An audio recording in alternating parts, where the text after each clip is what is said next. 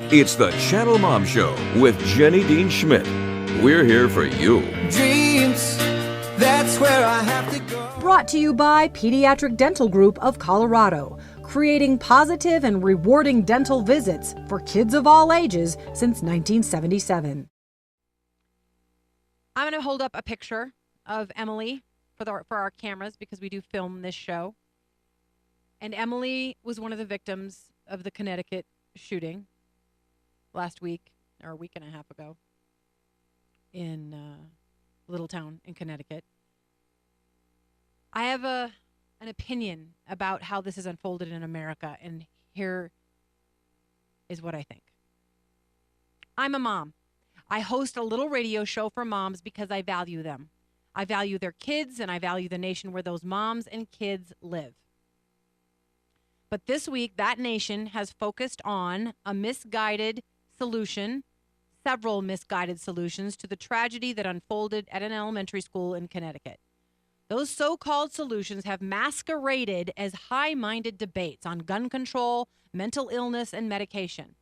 Please tell me we are not going to try to solve one battle unfolding in our nation's schools by turning it into another battle in our nation's political arena. The second battle will not solve the first.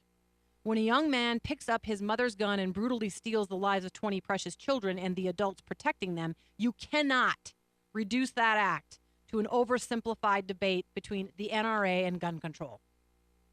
There is so much more that festers behind the scenes here.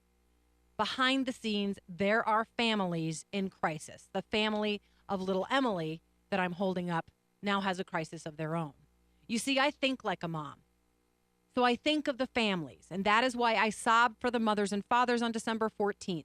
I mourned for the parents who lost their tiny, smiling children who are looking forward to a Christmas that will never come.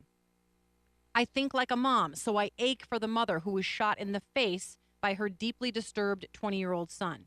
I even ache for that young man who committed those unthinkable crimes. What could have been so wrong in his life that he would rob the world of those precious and beautiful people? I think like a mom, so I see the family members behind this tragedy, the loving parents, the smiling 6-year-olds, and the talented teachers. And because I think like a mom, I also see the family of Adam Lanza. Somewhere along the way, his family broke down. And then he set out to break down other families. And that is where the complicated solution lies. Families.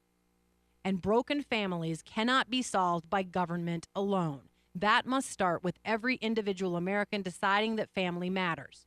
It does not just take a village to raise a child. It takes a family. It takes a family to carefully address a child's mental health issues. It takes a family to spend time with a child in order to monitor things like violent video game usage and erratic or antisocial behavior. In fact, research suggests that kids whose parents spend significant time with them are less likely to commit crimes or land in jail. Research also suggests that kids raised in two-parent homes, with some exceptions, are less likely to get into trouble. Those are the facts. This is family. I do not condemn single moms or single dads. In fact, I admire many of them. I do not condemn people who work hard to feed their families with little time left to devote to their kids on a daily basis. And I do not condemn a mother who is trying to address her son's mental illness and disabilities, but failed to do so. Instead, I contend that family is a major ingredient in the solution to the violent mass murders that continue to unfold in our schools, movie theaters, shopping malls, and churches. Families in America are malnourished and maligned.